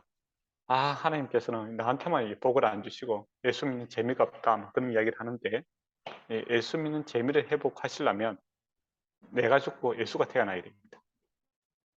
둘 다 재미를 볼 수는 없다 이거죠. 나시린이 되고 술도 마시고 포도주도 먹고 독주도 마시고 내 마음대로 하면서 하나님의 기쁨도 같이 누릴 수는 없다 이거죠. 내가 죽고 예수가 태어날 때 하늘의 복이 무엇인지를 알 수 있다, 이렇게 보시면 될 것 같습니다. 혹시 여기까지 했는데 뭐 질문할 게 있습니까?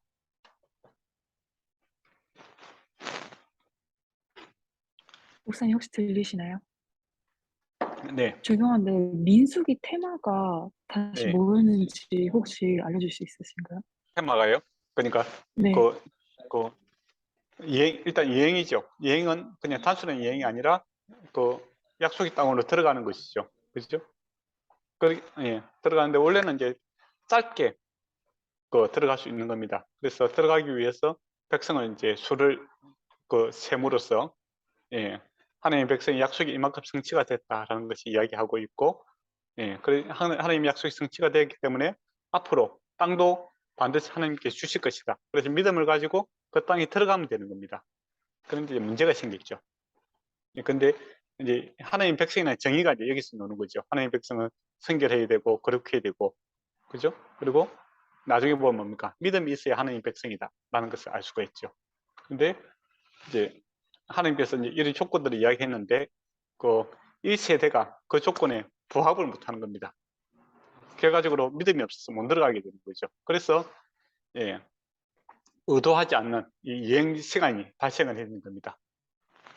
옛날 1세대는 죽고 믿음 없는 세대는 죽고 새로운 2세대 믿음 있는 세대를 준비하는 그런 모습이 민수기 이야기죠. 그렇게 보시면 될 것 같습니다. 네, 감사합니다. 원래 여행은 목적이 아닌데 인간이 죄를 지음으로써 이제 그런 일이 발생하게 되는 것이죠. 저 테마라고 하면은 어쨌든 그렇고 그 크게 보면 모세오경에서 보면 앞에 그 하나님의 백성이 어떻게 성취가 되는가 이 부분이 포커스를 두고 있다 이렇게 보시면 되겠네요. 그리고 법이 율법이 이렇게 완성이 되었더라라는 것도 이야기하고 있고 마지막 이제 땅의 문제는 이제 남았죠. 미래의 문제인데 이스라엘 땅 백성이 들어가지 못하고 되는 그런 모습입니다. 그리고 이제 7장에서 이제 10장까지는 이제 더 거룩이 더 이제 단계가 더 안에 들어가는 것을 보게 됩니다. 이제 7장에서 10장까지는 장막과 이제 절개에 대해서 이제 다시 이야기를 하고 있거든요. 그러니까 거룩한 성막 안에서 이제 이루어지는 그런 이야기를 하고 있죠. 그러니까 보면 참 재밌지 않습니까? 좀 전쟁을 하러 가야 되는데 하나님 관심이 어디 있냐면 거룩을 유지하는 데 계속 관심이 있는 겁니다. 그러니까 이스라엘의 힘은 숫자에 많고 적음이 있는 것이 아니라 하나님이 함께 하시느냐 안 하시느냐 그게 중요한 거고 또 하나님께 함께 하시기 위해서는 이 거룩과 성결이 중요하다는 것이죠. 그래서 다시 이제 7장에서 10장까지의 내용이 장막과 이제 절개에 대해서 이렇게 나눌 수 있습니다. 그 보면 이제 7장 1절에서 이제 89절까지 보면은 이스라엘 장로들이 대표자들이 이제 제단에 이제 여러 가지 제물들을 가지고 노는 것을 보게 됩니다. 그때 이제 자발적으로 이렇게 가져왔다라는 겁니다. 그러니까 감사함으로 가지고 있는 것을 보게 되죠. 그리고 이제 이 배경이 어디냐면은 출애굽기 40장 17절에 보면은 출애굽기 출애굽한 지 2년 1년에 2년 되는 1월 1일에 성전이 이렇게 성막이 완성이 되지 않습니까? 그 배경을 하고 있습니다. 그때 이제 성막이 이렇게 완성이 되었을 때는 이제 이야기를 하고 있고,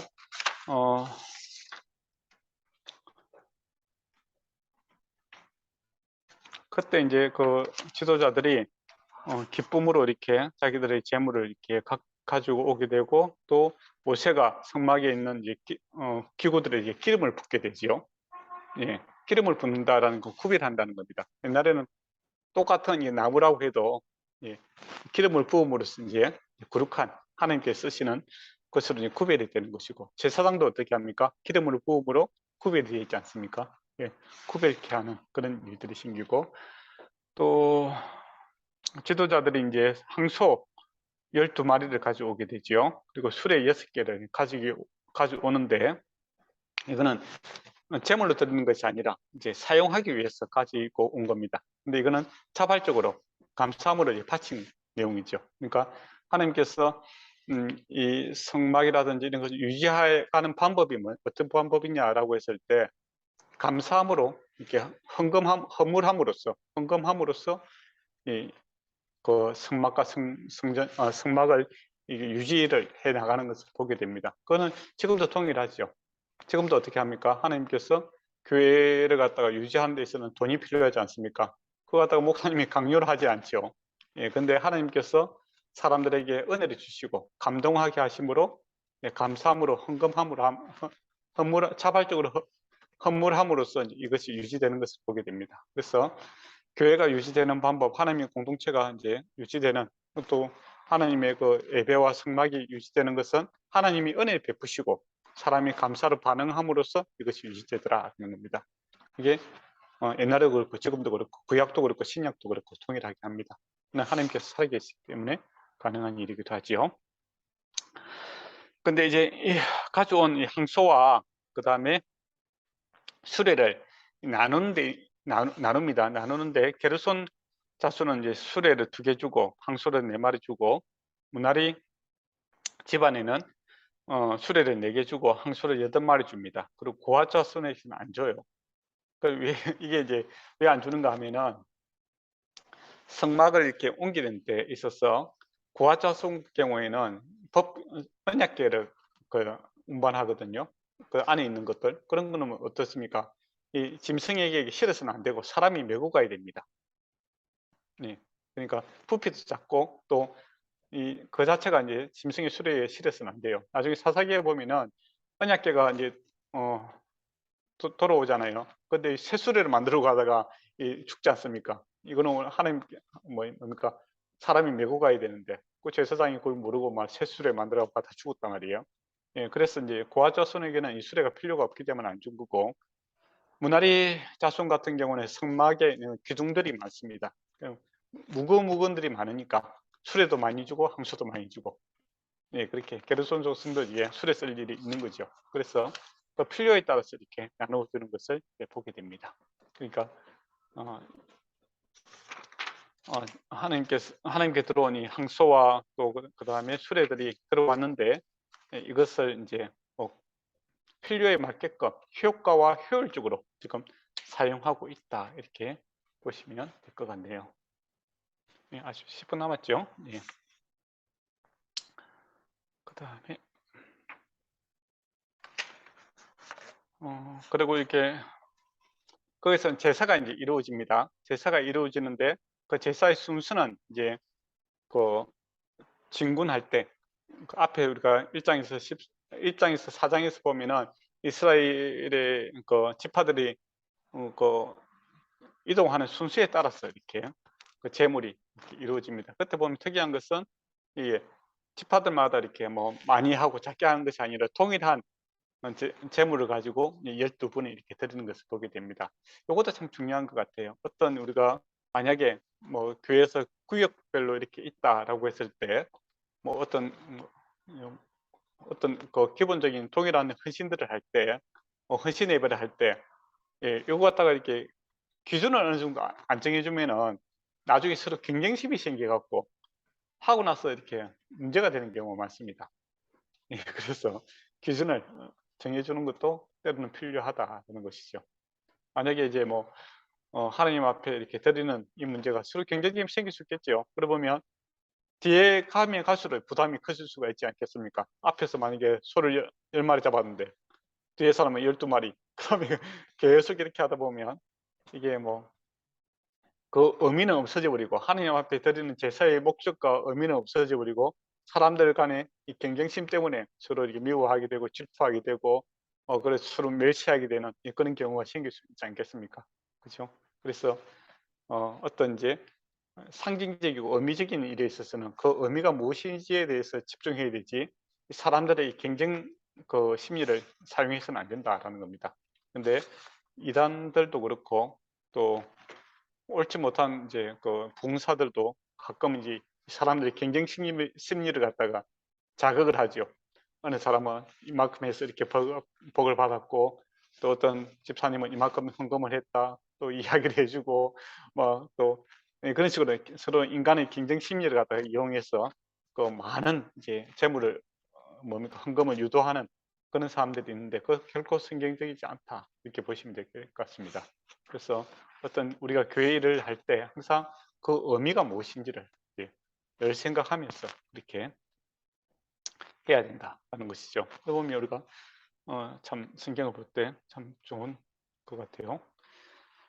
그리고 이제 모세는 이제 하나님과 특별한 관계 속에서 계속적인 이렇게 지성소에 들어가서 7장 49절에 보면 89절 7장 89절에 보면 모세가 해막에 들어가서 여호와께 말을 할 때 그 정극을 위에 속죄세 위에 두 그룹 사이에서 자기에게 말씀하시는 소리를 들으니 여호와께서 그에게 말씀하시니였더라라고 이야기를 하고 있습니다. 그러니까 모세는 좀 특별한 위치에 있었던 것이죠. 중재자 역할을, 그죠? 네. 그래서 대제사장은 1년에 한 번 들어갈 수 있는 그곳을 그는 수시로 들어갈 수 있었고 하나님과 이렇게 그 뭡니까 대화하고 또 말씀드리고 또 듣는 그런 복을 누리고 있었다라는 겁니다. 근데 지금은 모든 신약에 있는 모든 하나님의 백성은 이와 같은 특권을 누리고 있습니다. 근데 안타까운 것은 사용을 안 하는 것이죠. 찾는 자가 없다 이겁니다. 예. 찾는 자가 없으니까 안타까운 일이죠. 그래서 다시 이 의미를 우리가 다시 계속 일깨워줘야 됩니다. 기도하라. 보통 목사님들이 기도하라고 말씀 보라고 이야기하는데 그게 특권이라고 얘기하지 않습니까? 하나님 앞에 나갈 수 있는 것은 옛날 같으면 모세만이 할 수 있는 1년에 대제사장만이 1년에 한 번 들어갈 수 있는 그런 특권을 우리는 매 순간 언제든지 누리고 있다 이렇게 보시면 될 것 같네요. 그리고 8장을 보도록 하겠습니다. 8장에 보면 촛대가 나옵니다. 우리 앞에서 이제 촛대에 대해서는 이야기가 했었죠. 근데 갑자기 뭐 다른 것보다도 촛대를 이야기하는 이유가 뭐겠습니까? 빛이죠. 레위인이 하는 역할, 또 이스라엘 백성들이 하는 역할이 뭐냐라고 했을 때 빛의 역할이다라는 겁니다. 비추는 거, 그죠? 하나님이 빛이시고 또 이스라엘 백성도 빛이고 또 빛이 비추지 않으면 이 일들을 해나갈 수 없는 거 아니겠습니까? 그죠? 그래서 이 촛대에 대해서 다시 8장 1절에서 4절까지 다시 한번 다루고 있습니다. 그래서 정체성을 다시 한번 생각해 보라라는 것이고 또 우리가 그 5절부터 26절 레위인의 이제 드리는 이야기가 나오거든요. 레위인의 역할이 또 빛과 같은 역할을 해야 된다라는 겁니다. 레위인이 이제 이스라엘 가운데 있어서 이제 그 하나님과 이스라엘 백성의 중재 역할을 하고 있지 않습니까? 가운데서, 그죠?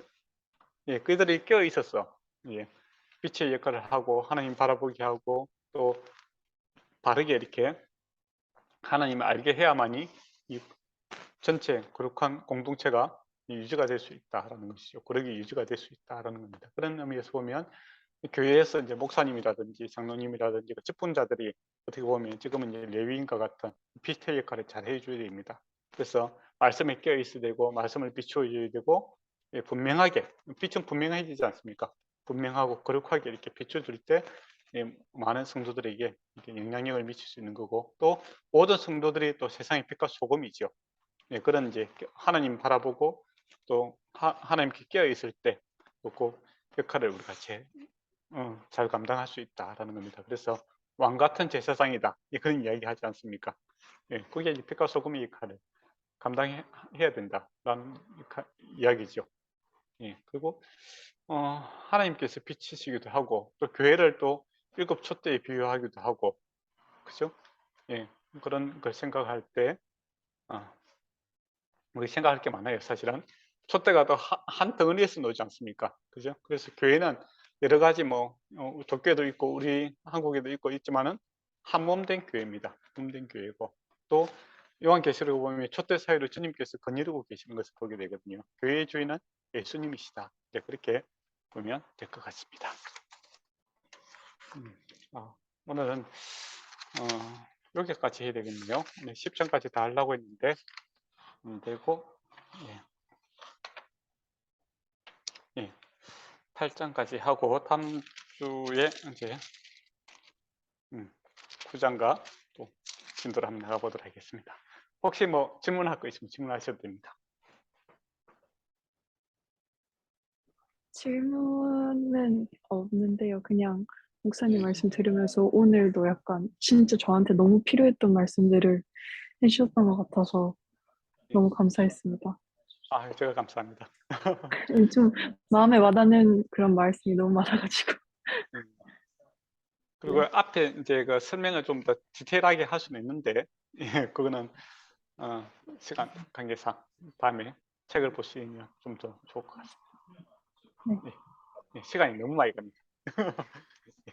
예, 그래서 진도를 좀 열심히 빼도록 하겠습니다. 감사합니다. 예, 그러면 다음 주에 부장부터 하도록 하겠습니다. 예, 기도 한번 해주시고 마치도록 네, 하겠습니다. 네, 기도하겠습니다. 사랑이 많으신 주님, 주님의 변함없는 사랑과 주님의 변함없는 은혜 정말 너무나도 감사드립니다. 아버지 저희들이 주님께서 축복하시기를 너무나도 원하시는데 그럼에도 불구하고 축복을 거절하고 아버지 깨끗한 그릇이 되었지 못하는 그런 모습들을 너무나도 많이 봅니다.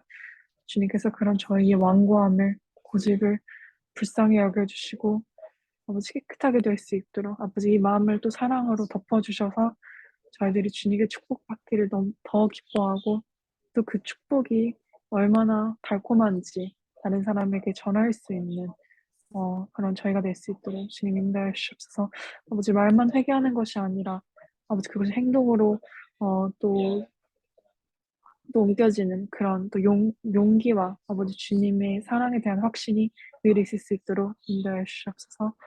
모든 것 감사드리며 사랑하는 예수님의 이름으로 기도드렸습니다. 아멘. 네, 좋은 시간 되세요. 감사합니다, 목사님. 네.